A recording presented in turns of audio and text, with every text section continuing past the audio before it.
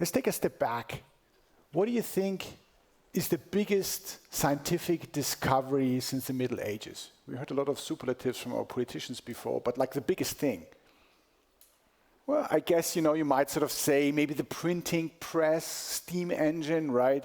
We have ER, maybe car or penicillin, maybe even DNA.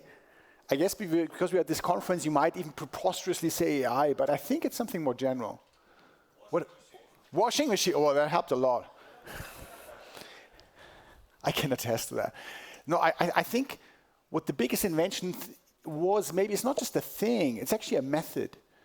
It's this thing called the scientific method that I'm sure many of you have heard about. Don't want to get too philosophical, but this idea, has been sort of a big game changer from, Greek or sort of Roman science to, let's actually just look at the world, Let's take an observation, sort of form a hypothesis about that, and based on that hypothesis, then sort of build an experiment to invalidate that hypothesis and sort of just do this in a loop. This is sort of, as legend claims, how Newton found his laws by sort of seeing the apple fall down, right? So that's exciting, but this has sort of been our compass to pretty much all the big scientific discoveries since then, from Newton's laws to electromagnetism to, evolutionary genetics up to, modern quantum mechanics. This is sort of always based on that big principle. So this has been sort of the enabling tech, if you want, of the 20th century. However, and I think you can argue to some extent, we're a bit in a crisis. There's been a few studies, quite impactful one recently, where it has shown that scientific papers and patents have become quite a bit less disruptive in the last 50 years or so.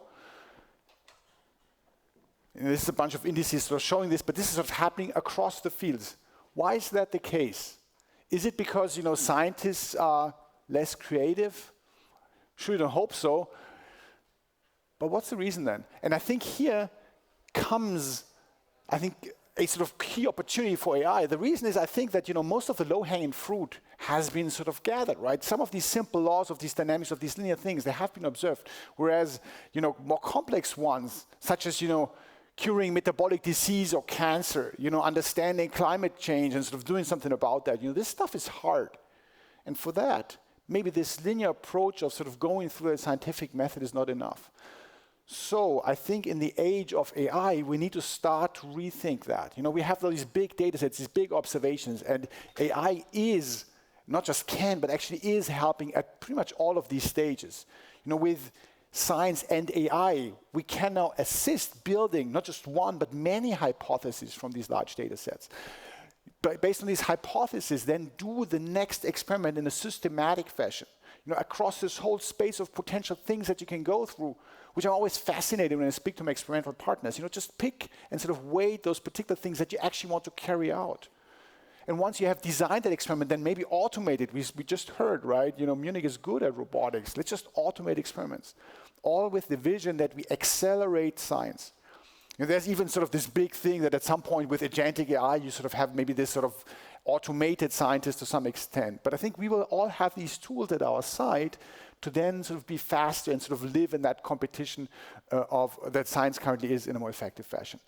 There's been a whole bunch of papers about that topic. I don't want to get sort of too much into it, but I think the key point I want to make today is that this is happening already. AI in science is already revolutionizing the scientific method by itself, from weather forecasting to, let's say, controlling nuclear fusion reactors down to, and this is from a recent review, a lot of biomedical research, because that's one of the examples where the system is so complex.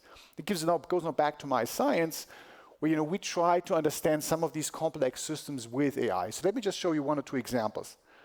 And I want to sort of go to these small little building blocks of life, the Lego of life, as you will, the cells. These things, and here I just sort of show you each of those dots is a cell where we have put them with machine learning into sort of lower dimensional space based on some of the similarity properties. These little things, they're just not random, they sort of occupy a landscape where they sort of do different reactions. And I'm always fascinated by those little computers, if you want, how they carry out decisions. So can we build a scientific model of that? The classic way, the old scientific method way would be, let's put together all the equations, all the information that we have into a big model. It has been called virtual cell, at the time, whole cell modeling. And it kind of worked, But the whole digital twin idea that was sort of so successful in engineering quite some time ago, in this case did not. The sort of predictions were kind of trivial and essentially not actionable. So comes along this new technology that revolutionizes the scientific method, if you want. And colleagues such as Nobel laureate Demis, right, been talking about the virtual cell. This was the AlphaFold guy, right? Or Priscilla Janemark, Zuckerberg, sort of putting forward I think the CZI Foundation is one of the largest private donors worldwide, putting the virtual cell as one of sort of these big next things at their core. So is it possible to now put together a lot of these data to sort of build a model that is predictive of things? And one of the techniques that we want to use here, and you've heard this from Björn and others before, is that we throw these data together in a big model that we don't train and sort of guide ourselves, but let it learn by itself, right? So we take, in this case, for example, some cellular data sets, put them into a big neural network that could be some classical, sort of more autoregressive thing or a transformer, something like that, and then sort of have a bunch of downstream tasks. I won't explain these tasks.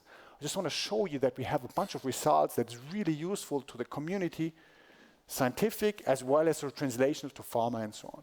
And this is done in a huge international consortium, in some sense the spiritual successor of the Human Genome Project, called the Human Cell Atlas. What we do there is we map out and then integrate with AI all of variation of cells across the human body. And in my lab, for example, we've been doing the first lung cell atlas that was helping us to understand at the time COVID in some aspect, but then nowadays also sort of design new medication against some type of lung diseases. Pancreatic islet atlas, that helps us find potential cures for diabetes. A human retina atlas, big thing in aging is that you sort of start seeing less, and you also understand why that's the reason. Or going into model systems. And, all of that is not just sort of theoretical, but much of this is already starting to happen in the clinics. For example, here from a colleague from Helmholtz in a collaboration with clinicians from Munich. He's been sort of using these atlases to design so-called T cells, killer cells that sort of attack your particular tumor in a very designed fashion. So you can sort of use and integrate these things now. What's generative about this? So you heard from Björn, right, that you can sort of put these models together and let them come up with new things. And I guess one of the first images, if you have seen this, just bear with me, that broke the internet was the Pope wearing this funny jacket, at least the old one, right? This was not true, he didn't wear this funny jacket, but the technique is a trick that we sort of take back to our cellular things as well. Because what was happening is actually you just wrote down a script and you sort of sampled from popes with a white down coat, but in fact it has been generated from actual images of men wearing these. You sort of subtract the concept men, add images of the Pope when you generate these things. These things, you can call it latent space additivity or arithmetics. This is actually what we're doing for our drugs. What we want to do here now is, let's say we have a cell that sort of has seen a particular drug. We want to learn a perturbation for a new set of cells that we haven't been able to measure because we just have so much data, right? We do the same thing. We subtract its ground straight. And then sort of take a whole bunch of new ones that we haven't observed and then predict how they would behave. This gives rise to, I think, the very exciting concept of you being able to now do an in silico drug trial, so to speak. Let the model predict how it would behave under particular perturbation before you actually measure this. So this helps you now build this set of hypotheses that I was showing you before. And this has been actually quite successful. We've been having a collaboration with Meta AI that actually makes it into the state of AI reports that usually is just dominated by US things, with a European one. Here we have a whole bunch of, I think, really exciting follow-ups, and particularly also industry collaborations with big pharma as well as startups towards this idea of sort of in silico screening. So that's exciting, but I guess we're a bit more maybe than just sort of a bag of cells, right? So obviously, there's like all these sort of small different molecules coming along, and then there's this scale problem that we sort of are made out of tissue and then sort of forming organs. Sort of how can we put this into clinics that needs to deal with all of this heterogeneity? So for this, I think we are also again quite unique position. I think Michael in the introduction said that they were sort of very well positioned here in Munich to bring these things forward. At Helmholtz Munich, in the Computational Health Center there, we have more than 500 scientists actually working at this scale to bring all of these data sets together. And I think with this, we are the largest place for health AI research in Europe. And with that, we can build actually models on all of these scales. And a really hard problem, and this is what we want to call then a virtual human model, namely to bring together all of these scales. Like a really hard problem is how to actually make them match and put this together. This is something with classical models, without AI, which is not possible to do.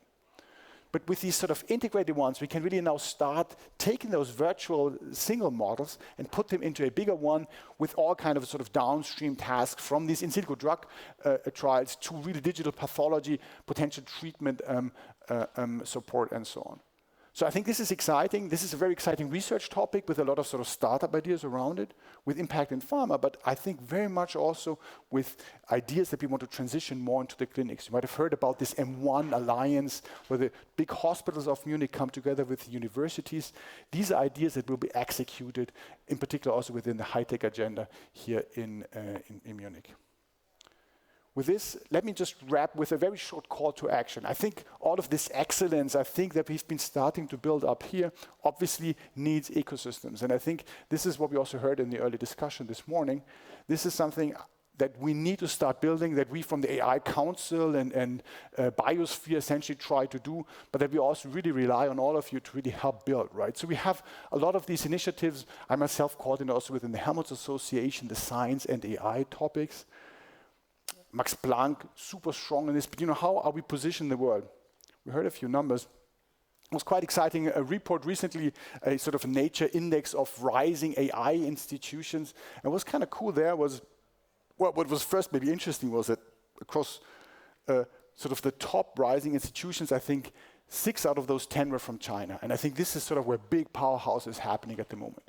But next to Harvard and MIT, 2 German ones were also positioned in that list, namely Max Planck and Helmholtz. In particular, sort of this Helmholtz AI initiative was mentioned there. So it was very exciting that we are strong players in that direction.